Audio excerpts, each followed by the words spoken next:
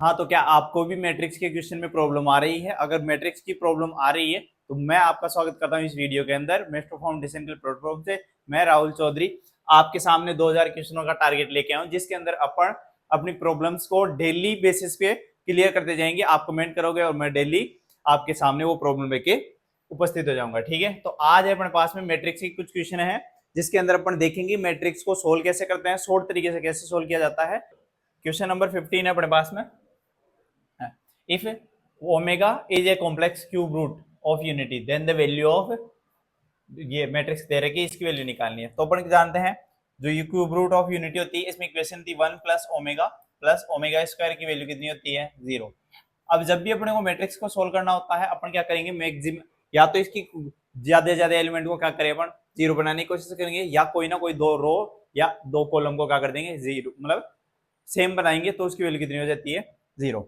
जैसे अगर मैं यहाँ पर ऐसे करता हूं, जो ये वाली है रो, ये कॉलम 1, तो कॉलम 1 की जगह ऐसे कर लूं C1 बराबर में, C1 की जगह क्या लिख दे अपन, C1 plus C2 plus C3। जैसे मैं C1 प्लस C2 C3 करूंगा तो ये कितना हो जाएगा, तो यहाँ पर आ जाएगा अपने पास में कौन, इसकी वैल्यू आ जाएगी कितना, यहाँ 1 प्लस ओमेगा स्क्वायर, फिर क्या है ओमेगा और ओमेगा स्क्वायर, ये भी कितना हो जाएगा ओमेगा, ये तीनों ऐड होंगे तो 1 प्लस ओमेगा स्क्वायर और ओमेगा स्क्वायर और 1, ये कितना हो जाएगा ओमेगा स्क्वायर, मतलब वही वापस से 1 प्लस ओमेगा स्क्वायर 1 और ओमेगा, तो ये टोटल कितना हो जाएगा।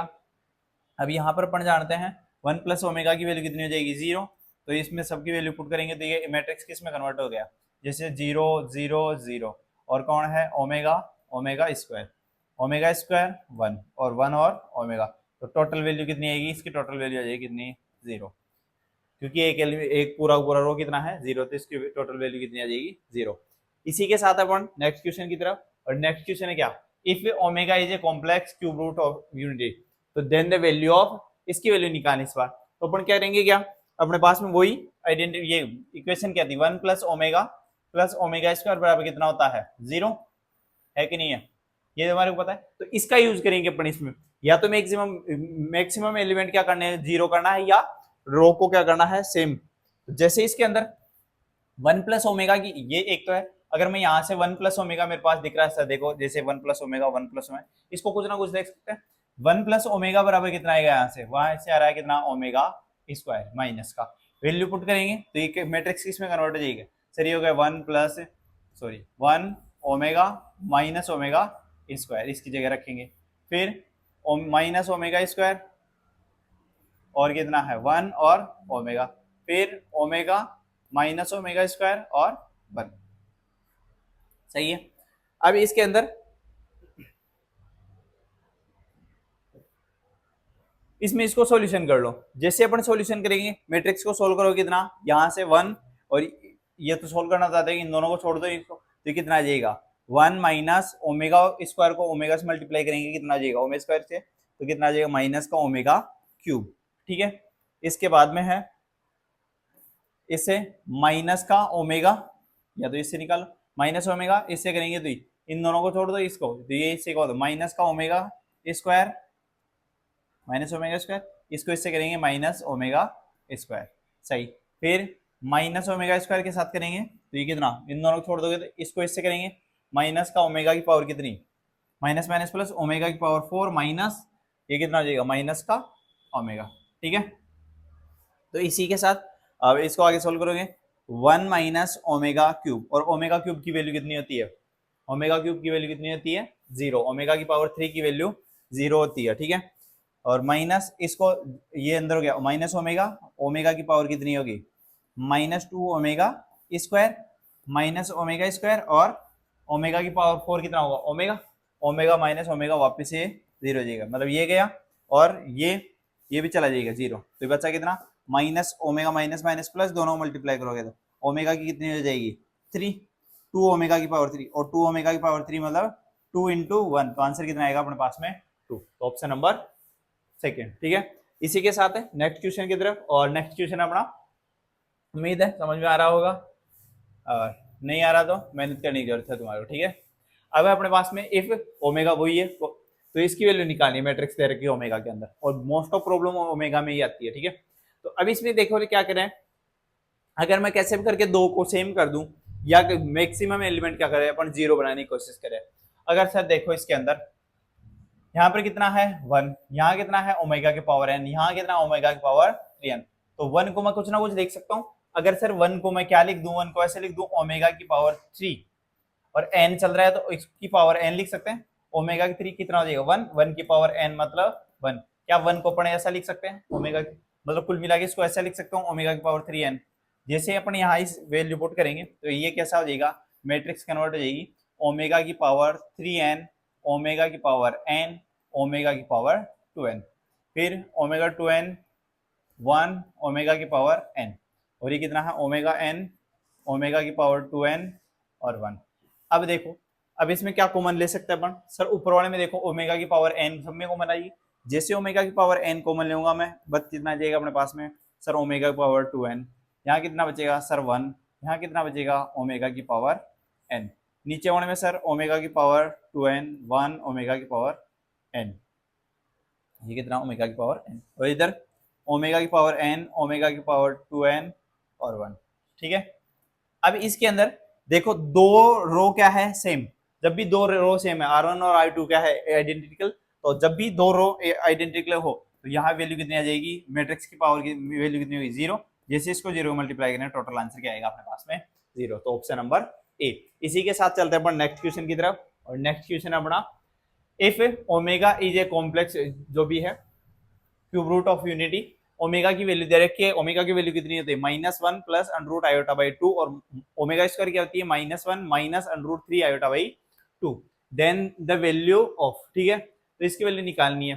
तो इसमें देखो ये कितना है 1 1 हो रखा है, ये कितना है 1 1।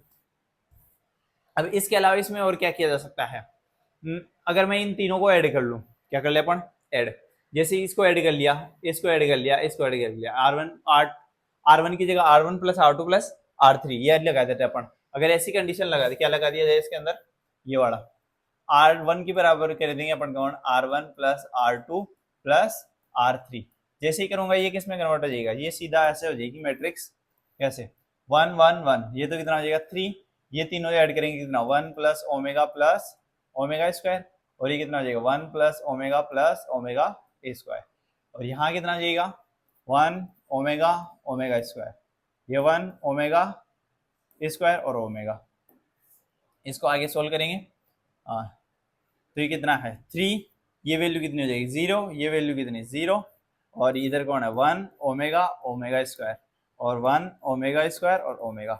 अब अपन इसको मैट्रिक्स को सोल्व कर लेंगे, तो 3 से वैल्यू निकालेंगे तो ये और ये छोड़ दो, तो वैल्यू कितनी आएगी 3, कोष्टक के अंदर कौन ओमेगा स्क्वायर माइनस ओमेगा की पावर कितनी हो जाएगी 4।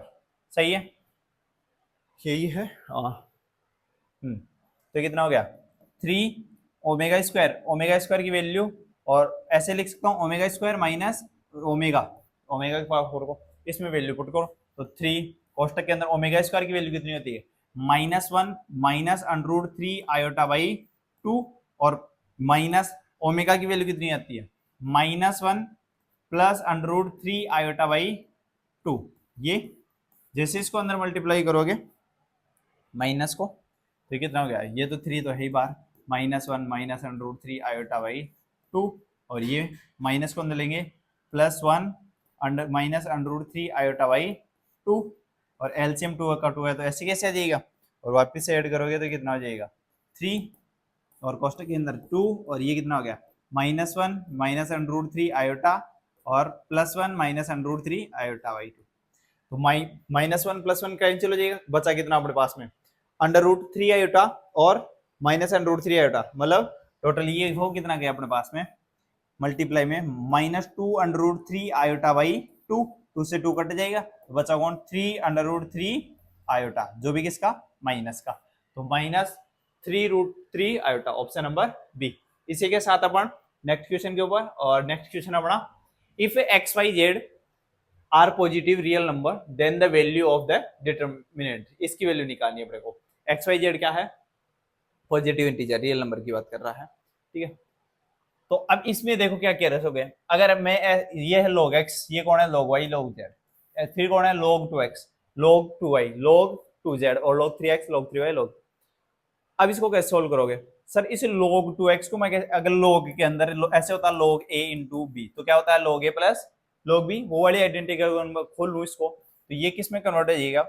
ये ऐसे हो जाएगा, कौन log x तो ही sir log x log y और log z, ये कितना हो जाएगा? ये हो जाएगा log x प्लस log, मतलब इसमें ऐसे कर दो इसको log 2 प्लस log x कर सकते हैं।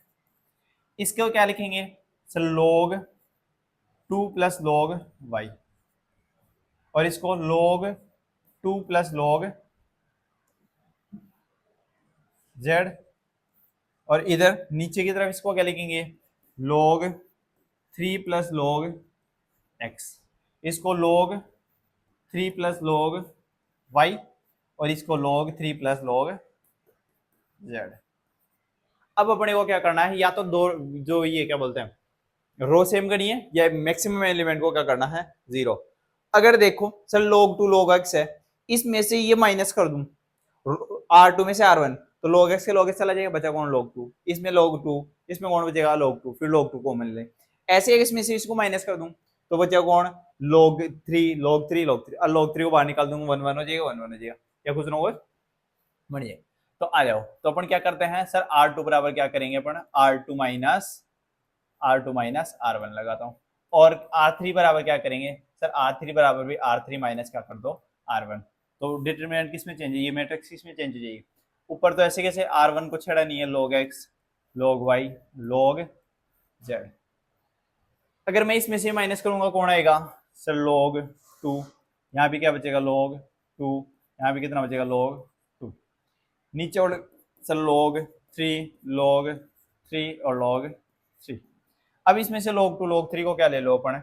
बाहर ले लेते हैं। जैसे log 2 log 3 को बाहर लिया तो ये कुछ ऐसा हो जाएगा सर, log 2 बाहर आ गया और log 3 बाहर आ गया, तो अंदर क्या बच गया? log x log y और log z। ठीक है, यहाँ कितना 1 1 1, ये 1 1 1, और दो ये क्या है? आइडेंटिकल। दो r2 और r3 क्या है? आइडेंटिकल, मतलब पूरे की वैल्यू कितनी आएगी? ये matrix log 3 dot log 2 value की मल्टीप्लाई में कितना? 0, तो आंसर टोटल कितना आएगा अपना? 0। ठीक है, समझ गए? तो आंसर इसमें क्या आ रहा है? 0, log x log y और log z। ठीक है, तो दो सेम है, तो ये कितना हो जाएगा अपने पास में? नन ऑफ दीज में आंसर चला जाएगा। ठीक है, नेक्स्ट क्वेश्चन के ऊपर चलते हैं अपन, और नेक्स्ट क्वेश्चन अपना वही X Y Z are positive real number then the value of the determinant. ठीक है, तो अभी इसमें देखो log x base y log x base z log y base x, ऐसा कुछ। तो जब भी बेस की बात है तो बेस सेम हो, फिर बेस सेम होने के बाद में मैट्रिक्स की बात कर रहा है तो दो आइडेंटिटी, या दो r1 r2 सेम करना, कुछ भी दो ये क्या बोलते हैं रो सेम करनी है। अब देखो तो log a बेस ऐसा था b, इसको क्या लिखते हैं? ऐसे लिख सकते हैं log b अपॉन में log a। तो ये वाली प्रॉपर्टी के अकॉर्डिंग अपन इसको सोल्व करेंगे। log a जैसे इसको सोल्व करेंगे, अब ऊपर वाले में देखो यहाँ कितना है? log x base y log x base z, तो इस एक को मैं ऐसे लिख सकता हूँ क्या? log x base x। ऐसे ही इसकी जगह क्या लिख सकता है सर? y में चल रहा है तो log y बेस y, इसकी जगह log z बेस z। जैसे इनको ऐसे करता हूं मैं, और मान लो इसकी जगह पर ने क्या लिख दिया? इसकी जगह लिख दिया कितना? log x base x। ऐसे ही इसकी जगह कितना? log y बेस y और log z बेस z। फिर इनको a बेस b के अकॉर्डिंग, अभी वाली प्रॉपर्टी के अकॉर्डिंग खोलेंगे, तो ये कैसा हो जाएगा सर? डिटरमिनेंट बराबर में कितना हो गया? log x बेस x को कैसे लिखेंगे सर? log x अपॉन में log x। log इसको कैसे लिखेंगे? log y अपॉन में log x। log x base z को कैसे लिखेंगे सर? log z अपॉन में कौन? log x। सही सर, r2 को लिखो, r2 कितना है? log y की बेस में, तो इसको ऐसे लिख दूंगा log x अपॉन में log y। 1 को कितना लिखेंगे? log y अपॉन में log y, और log इसको log z अपॉन में log y। इधर log x अपॉन में log z, और ये कितना हो जाएगा? log y अपॉन में log z, और log z अपॉन में log z। ठीक है, अब क्या किया जाएगा? इसमें से अपन क्या कॉमन ले लेते हैं? नीचे से इसमें क्या आ जाएगा? 1 upon x, log x common आ गया, 1 upon log y 1 upon log z। अगर दो में भी कॉमन लेते हैं अपन log x 1 upon log x और 1 अपॉन log y को कॉमन लिया तो क्या बचेगा अपने पास में, ऊपर तो क्या बच जाएगा, log x चला गया तो बचा कौन, log x log y log x log y और log z, और इसमें वही log x log y और log z, इसमें क्या बचेगा log x अपॉन में log z, इसमें log y ये log y अपॉन में log z और log z अपॉन में log z। ठीक है, तो अब देखो सर R1 और R2 क्या है, आइडेंटिकल। अगर R1 और R2 आइडेंटिकल है मतलब इसकी पूरी की वैल्यू कितनी आ जाएगी रे सर, 0। जैसे इसको 0 से मल्टीप्लाई करेंगे टोटल आंसर क्या आएगा, 0। तो अपन ने आज के लेक्चर में क्या सीखा, जो भी ये मैट्रिक्स की प्रॉब्लम हो मोस्ट ऑफ इनमें क्या किया जाएगा अपन, या तो दो रो सेम करना है या क्या करना है, मैक्सिमम को 0 करना है, और तुम्हारे को इसमें लॉग की प्रॉपर्टी आनी चाहिए जो मैंने पहले बताई थी। इसी के साथ अपन आज की क्लास को एंड करते हैं और इसी से रिलेटेड नेक्स्ट वीडियो में इसी की प्रॉब्लम और लेके आएंगे। तब तक के लिए धन्यवाद।